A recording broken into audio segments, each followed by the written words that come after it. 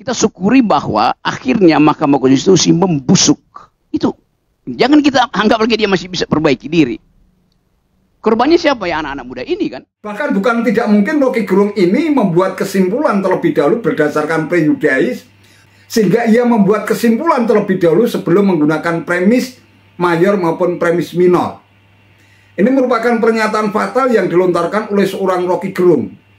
Apakah tuduhan-tuduhan yang ia lontarkan selama ini memang bisa dipertanggungjawabkan kebenarannya berdasarkan data dan fakta yang teruji, yang sahih?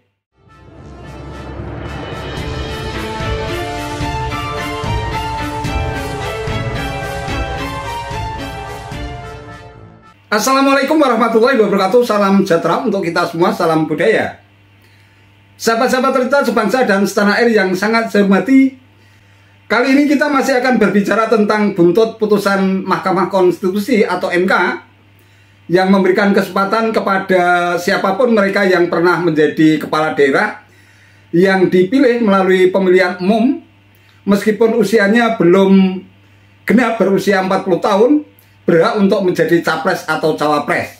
Putusan MK ini disebut-sebut sebagai karpet merah dalam tanda kutip buat putra sulung Presiden Jokowi, Gibran Raka Buming Raka, yang saat ini masih menjadi wali kota Solo, untuk bisa menjadi cawapres Prabowo Subianto dalam kontestasi Pilpres 2024. Terkait putusan MK tersebut, seorang Rocky Gerung yang selama ini kita kenal sebagai penista paling brutal, dengan melontarkan tuduhan tanpa bukti, cacian, makian, bahkan hinaan dengan melontarkan diksi dan framing yang sangat jahat, ikut bersuara. Ia menilai bahwa putusan MK itu menunjukkan bahwa Presiden Jokowi selama ini memang tidak paham tentang hukum ketatanegaraan, bahkan diduga telah melakukan pengkhianatan terhadap negara dan bangsa sehingga layak untuk dimakzulkan. Oleh karena itu, dengan menggunakan adagium apa boleh buat, nasi telah menjadi bubur, kata Rocky Gerung. Putusan MK ini justru bisa menjadi jalan untuk bisa memakzulkan Presiden Jokowi. Kenapa harus disesali? Mungkin begitulah kira-kira apa yang ada di dalam benak seorang Rocky Gerung. Sementara itu Rocky Gerung sendiri menyebut bahwa MK telah mengalami pembusukan atau MK telah membusuk. Hal itu ditengarai karena memang ada peran Presiden Jokowi yang selama ini memang telah menafikan yang tidak menginginkan adanya oposisi. Sehingga Jokowi telah menguasai semua instrumen bangsa dan negara di berbagai lapis dan lini, termasuk institusi yudikatif. Dalam hal ini adalah MK yang menjadi penjaga gawang terakhir dalam upaya untuk menegakkan konstitusi. Terkait dengan tudingan tersebut, Anwar Usman, Ketua MK, sontak angkat bicara. Dengan belak-belakan ia menyatakan bahwa selama dirinya menjadi seorang hakim lebih dari 30 tahun, ia tetap berusaha untuk menjaga marwah dan martabatnya sebagai seorang hakim, karena apa yang ia putuskan tidak hanya merupakan bentuk pertanggungjawaban terhadap bangsa dan negara, melainkan juga pertanggungjawabannya kepada Allah Subhanahu wa Ta'ala sesuai dengan agama yang diyakininya. Apa pentingnya menyesali nasi yang telah jadi bubur gitu? Ngapain juga kita mesti bahas soal yang elektoral? Padahal kita justru harus gembira karena algoritma politik mengarahkan pada pembusukan. Kan itu dasarnya kan. Jadi decaying ini, political decaying, pembusukan politik, dari awal kita tahu akan terjadi. Buat apa dicegah? Dorong aja. Itu dasarnya tuh. Anak muda, ya apa itu? Erick Thohir, Erick Thohir juga kakaknya Gibran sebetulnya. Ya iya, statusnya tuh kakaknya Gibran. Karena dia bagian dari keluarga Jokowi, Erick Thohir. Walaupun punya mandat NU. Tapi saya mau terangkan begini ya. Kan kita mau menganalisis politik dengan peralatan apa? Hukum tata negara, ilmu politik. Kan itu dari awal nggak berguna, karena bagi Pak Jokowi itu dia nggak kenal sebagai peralatan untuk menghasilkan kekuasaan. Dia menghasilkan kekuasaan dengan memonopolis segala macam sumber daya, termasuk oposisi dihilangin. Jadi sejak Jokowi bilang saya tidak perlu oposisi, maka dia akan jadi despot. Pasti dia mengarah pada despotisme. Kan cuma itu pilihannya kan. Sistem apapun, kalau tidak ada oposisi, maka dia akan dikembangkan, dipelihara dengan fasilitas despotisme. Jelas itu. Udah, itu yang terjadi sekarang. Dan pertunjukan despotisme terbaik adalah panggung di Mahkamah Konstitusi kemarin, tuh. Termasuk kekonyolan. Bayangkan misalnya, seorang bocah menelpon suami dari tantenya untuk meminta kakaknya jadi wakil presiden atas perintah bapaknya. Apa nggak konyol tuh? Kegilaan macam apa? Dibandingkan dengan segala macam peradaban, mau Puhike itu nggak sampai segitu tuh. Jadi cuman di Indonesia urusan keluarga betul-betul menjadi sempurna dengan memanfaatkan jalur hukum itu dalilnya. Coba Anda bayangkan di mana keadaan itu. Yang dari awal kita tahu bahwa Jokowi memanfaatkan fasilitas hukum itu untuk membackup ambisinya. Mulai dari kita pergi pada 0% threshold, diabaikan tuh. Omnibus Law diabaikan tuh, macam-macam diabaikan. Jadi dari awal algoritmanya udah bekerja begitu, maka mestinya kita berpikir ini akan jadi maksimal. Ngapain kita mau ingatkan lagi supaya berubah dong? Enggak, justru kita dorong supaya betul-betul membusuk. Itu dasarnya kan. Kan cuman itu dasarnya. Jadi kalau kita periksa misalnya kelakuan Pak Jokowi, itu udah masuk pada perbuatan tercela. Yang paling tercela adalah memanfaatkan Mahkamah Konstitusi untuk kepentingan dinasti kemarin itu. Itu perbuatan yang paling tercela. Konsekuensi apa? Ya di-impeach. Kan ada fasilitasnya tuh. Coba survei misalnya, tercela apa tidak tuh? Yang putusin siapa tuh? MPR, DPR. Iya, tetapi supaya fair, karena Pak Jokowi suka survei aja dulu. Tercela apa tidak? Kemaksiatan politik di Mahkamah Konstitusi kemarin, coba. Itu dasar pertama. Jadi sebetulnya dari awal kita mengerti bahwa keadaan ini akan mengarah pada hal yang hari ini terjadi itu. Jadi kita syukuri itu sebagai semacam ya sunatullah itu atau logika peradaban yang akan membawa kita ke situ.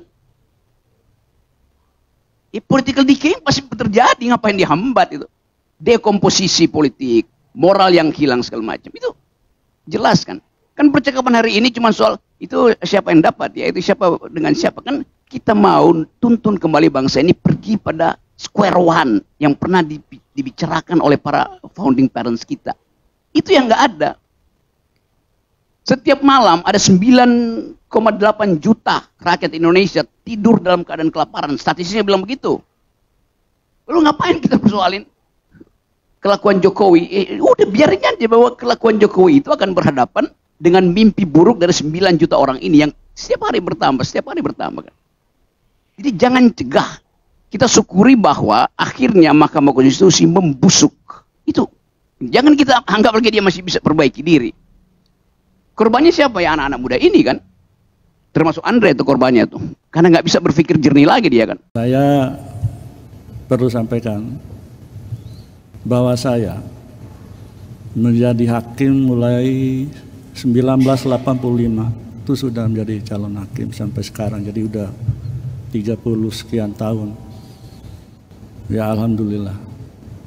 Saya memegang teguh sumpah saya selaku hakim, memegang teguh amanah dalam konstitusi, undang-undang dasar, amanah dalam agama saya yang ada dalam Al-Quran, sehingga saya sering mengatakan dalam berbagai kesempatan bagaimana Nabi Muhammad SAW ketika didatangi oleh salah seorang yang bernama Usamah bin Zaid, diutus oleh bangsawan Quraisy supaya bisa melakukan intervensi, meminta perlakuan khusus karena ada tindak pidana yang dilakukan oleh salah seorang anak bangsawan Quraisy. Apa Jawab Rasulullah Sallallahu Alaihi Wasallam. Beliau tidak mengatakan menolak atau mengabulkan permohonan dari salah seorang yang diutus oleh bangsawan Quraisy itu. Beliau mengatakan, andaikan Fatimah anakku mencuri, aku sendiri yang akan memotong tangannya. Artinya menunjukkan bahwa hukum harus berdiri tegak, berdiri lurus, tanpa boleh diintervensi, tanpa boleh takluk oleh siapapun dan dari manapun.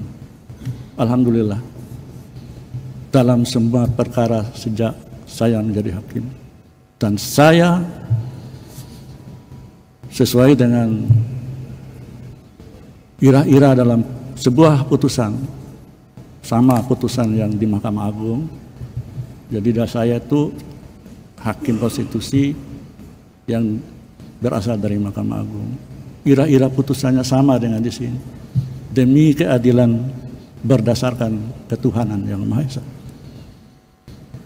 Jadi putusan itu selain bertanggung jawab kepada bangsa, negara, masyarakat, tetapi yang paling utama adalah bertanggung jawab pada Allah Subhanahu wa Ta'ala, Tuhan yang Maha Kuasa.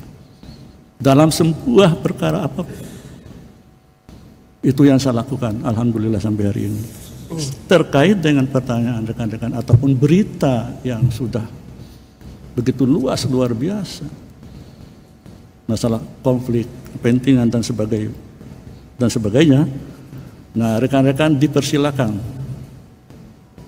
untuk membaca, mengkaji putusan Mahkamah Agung nomor 004/PUU /1/2003. Mulai dari situ kawan-kawan sekalian bisa mencermati apa sih makna konflik kepentingan, konflik of interest terkait dengan kewenangan Mahkamah Konstitusi. Satu hal yang perlu disampaikan juga sebelumnya, dan nanti bisa baca dalam beberapa putusan Mahkamah Konstitusi, bahwa Mahkamah Konstitusi mengadili norma sebuah undang-undang, bukan seperti peradilan pidana atau perdata di Mahkamah Agung.